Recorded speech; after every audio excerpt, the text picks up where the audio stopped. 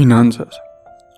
La mayoría de los economistas asumían, y era una buena hipótesis de partida, que incluso si algunas personas cometían errores con su dinero, siempre habría otras más listas que podían operar en contra de las primeras y corregir los precios. De forma que los efectos negativos de estos precios de mercado desaparecerían rápidamente. La mayoría de los miembros de la profesión económica consideraban más que probada la hipótesis de los mercados eficientes, término acuñado por el economista de la Universidad de Chicago, Eugene Fama. La hipótesis tiene dos componentes en cierto modo relacionados, aunque diferentes en concepto, uno basado en la racionalidad de los precios y el otro en la posibilidad de adelantarse al mercado. A la primera de estas proporciones, el autor le llamó el precio correcto. La idea básica es que cualquier activo se venderá siempre por su valor intrínseco y verdadero. Si la valoración racional de una empresa es de $100 millones, entonces sus acciones se venderán al precio adecuado para que el valor límite de mercado de la empresa sea precisamente esos 100 millones. Se considera que este principio se aplica tanto para los títulos financieros individuales como para el mercado en su conjunto. El segundo componente, llamado por el autor no existen las comidas gratuitas, su idea básica es que no hay forma de adelantarse al mercado. Más concretamente, lo que afirma este principio es que, dado que toda la información disponible se refleja de manera automática e inmediata en los precios de las acciones, resulta imposible predecir los precios futuros y obtener beneficio por ello. El razonamiento que apoya esta hipótesis es intuitiva y atrayente. Supongamos que un paquete de acciones se vende a $30 la unidad y yo sé que en breve pasarán a valer $35 cada una.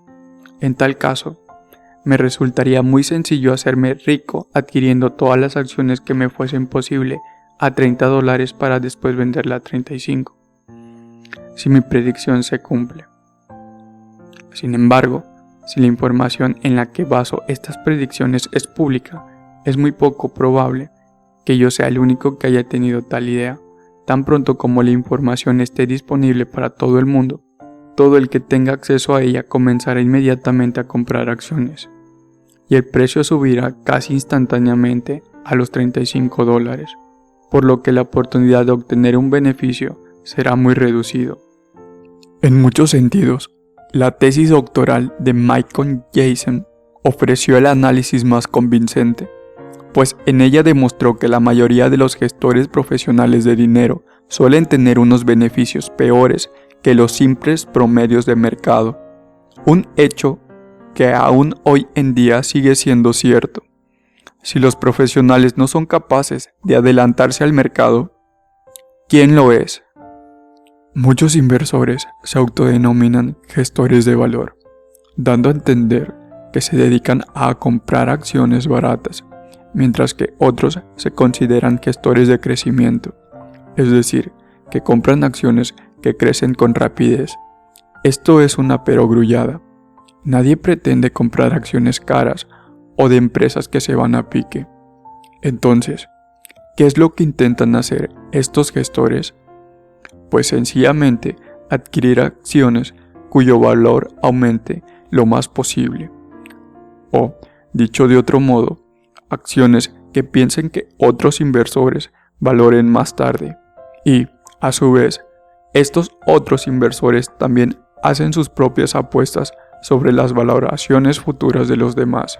La compra de acciones que en nuestra opinión el mercado no aprecia hoy en su justa medida es un buen negocio, siempre que el resto del mercado empieza a compartir esa opinión más pronto que tarde. Recordemos otra de las famosas frases de Keynes: a largo plazo, todos estaremos muertos. Y, para un gestor financiero, el largo plazo nunca va más allá de unos pocos años o incluso unos pocos meses.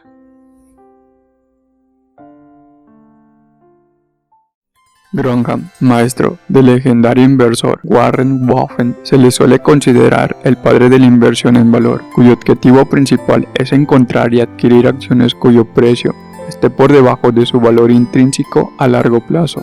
El truco está en saber cuál es el momento preciso para hacerlo, cuando se considera que el precio de unas acciones es barato. Uno de los métodos más sencillos definidos por Graham para decidir si un precio es barato o caro es la ratio precio-beneficio, llamado PER por sus siglas en inglés. Esto es, el precio por acción dividido entre los beneficios anuales por acción. Si el PER es elevado, los inversores están pagando mucho por cada dólar de beneficio e implícitamente se da por supuesto que un PER elevado es una predicción de que estos beneficios crecerán rápidamente para justificar el valor precio anual, y si los beneficios no aumentan tan deprisa como se esperaba, el precio de las acciones acabará cayendo. En cambio, en el caso de las acciones con un PER reducido, lo que predice el mercado es que los beneficios seguirán siendo bajos o incluso bajarán aún más. Si por el contrario los beneficios repuntan, entonces el precio aumentará con ellos. Un inversor llamado David Traman se convirtió en la primera persona en sugerir una explicación específicamente psicológica para el efecto del valor, la tendencia de la gente a extrapolar el pasado reciente hacia el futuro. Traman publicó su teoría en 1982 en un libro dirigido a todos los públicos llamado Estrategias de inversión a contracorriente. Partiendo del pensamiento de Traman, se puede formular una hipótesis plausible. Supongamos que el efecto PER se debe al exceso de reacción. Las acciones con un PER elevado, llamadas acciones de crecimiento, porque deberían aumentar su valor a toda prisa para justificar los altos precios, están demasiado altas porque los inversores han realizado predicciones excesivamente optimistas sobre las tasas de crecimiento futuras. Las acciones con PER reducido o acciones de valor están también demasiado bajas por un exceso de pesimismo por parte de los inversores. Si esto es cierto, los subsiguientes altos rendimientos sobre acciones de valor y bajos rendimientos sobre acciones de crecimiento representan una simple regresión a la media. Los ejemplos de regresiones a la media abundan en todos los aspectos de la vida. Por ejemplo, los hijos de un jugador de 2 metros 10 centímetros de estatura serán altos, pero probablemente no tanto como su padre. A aquellas empresas que tienen un buen rendimiento durante varios años seguidos, se les suele asignar una especie de aura de empresa estrella y se da por supuesto que en el futuro seguirán creciendo con rapidez, mientras que las empresas con varios años seguidos de pérdidas pasan a ser empresas estrelladas, incapaces de dar una a derecha.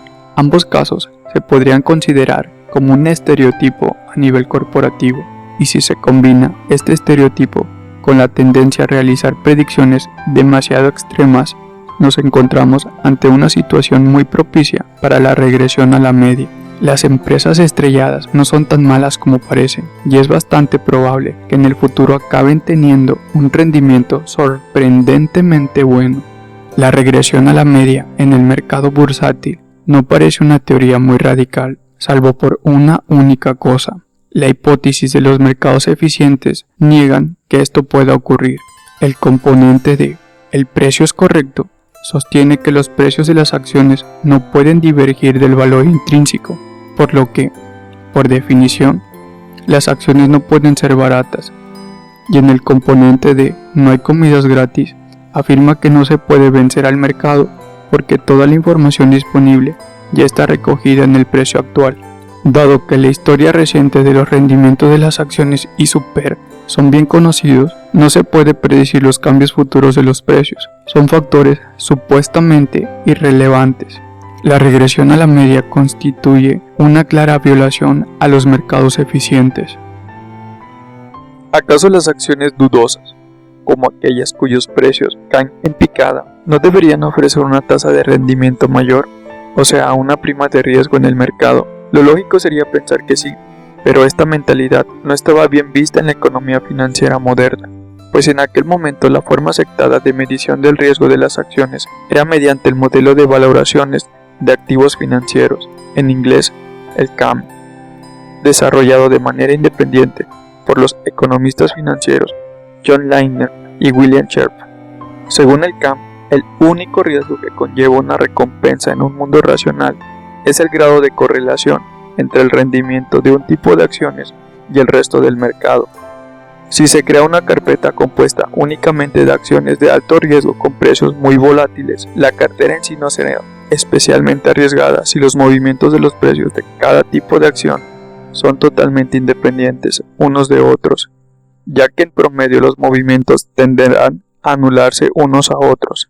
Sin embargo, si los rendimientos de las acciones están mínimamente relacionados, esto es, que tienden a aumentar o disminuir de forma más o menos conjunta, en este caso unos precios volátiles hacen que la cartera tenga un riesgo elevado.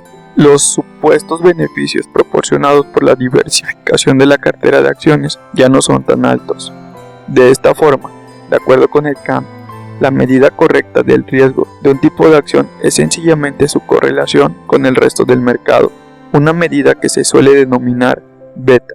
A grandes rasgos, si una acción tiene una beta de 1.0, sus movimientos son proporcionales a los del mercado general, pero si tiene, por ejemplo, una beta de 2.0, entonces un movimiento del mercado del 10% en cualquier dirección provocará un movimiento de la acción del promedio del 20% en la misma dirección.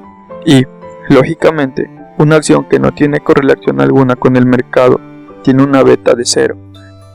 Fama y Grant comenzaron en 1992 a publicar una serie de investigaciones que documentaban que las acciones de valor y las acciones de las empresas pequeñas efectivamente lograban rendimientos más elevados que los predichos por el CAM. Finalmente, en un artículo publicado en 1996, con el provocativo título de "Se busca CAM, vivo o muerto", declararon el fin oficial de este modelo. A día de hoy, no existe evidencia empírica alguna que demuestre que una cartera de acciones de valores o de empresas pequeñas tenga un riesgo observable más alto que las acciones de crecimiento o de empresas grandes. En opinión del autor, el artículo titulado "Inversión a contracorriente, extrapolación y riesgo", publicado en 1994 por los economistas financieros Joseph L., Aldrin S. y Robert V., zanja cualquier duda que pudiera existir acerca de si las acciones de valor son más arriesgadas. No lo son. Tan convencidos quedaron de ello los propios autores que poco después fundaron una exitosa empresa de gestión financiera, LSV Asset Management, que opera principalmente con inversiones en valor. Las empresas que han tenido buenos resultados durante al menos los últimos 6 a 12 meses tienden a seguir teniéndolos durante el mismo periodo futuro. Dicho esto, con independencia de si los modelos deben de tener 5 o 6 factores, en opinión de Richard, el autor del libro, es que en un mundo racional el único factor relevante debería ser el primero, la beta de toda la vida, y la beta ha muerto. ¿Qué hay de los otros factores? En un mundo de ecoms, todos ellos deberían de ser factores supuestamente irrelevantes.